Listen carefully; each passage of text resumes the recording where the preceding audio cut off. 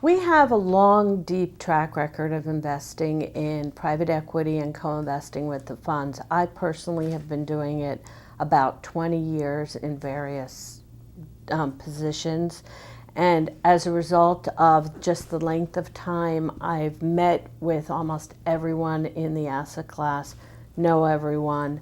And likewise, the other members of the investment team at Caspian also have significant track records and have invested in the asset class for a long time.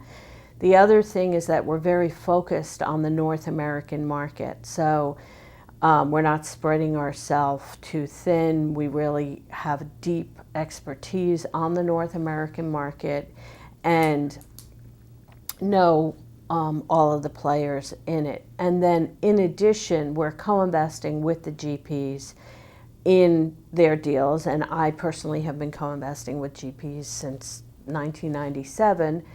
And by co-investing with the GPs, you get deep insights into how they do things, who's the lead, what their angle is, what their competitive advantage is, what value are they bringing to the companies, and that helps you evaluate the funds as well. It's an information advantage that you get in terms of assessing the GP.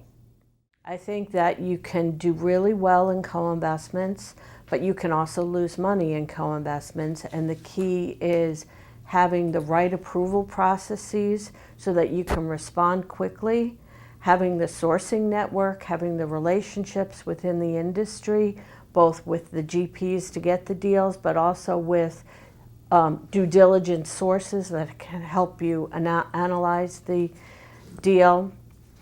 And I think having an experienced senior team is important. Co-investments are not things that can be staffed with junior staff. First of all, I like GPs to be honest and upfront. I like to think that they have an angle.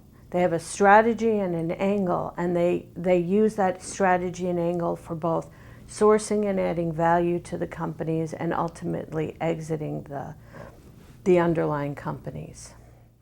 As long as the GPs are going in recognizing that they have to have a value creation plan that assumes that they'll exit at a lower multiple and they have to grow and build the company in order to survive the downturn, I'm comfortable with putting money out in today's market.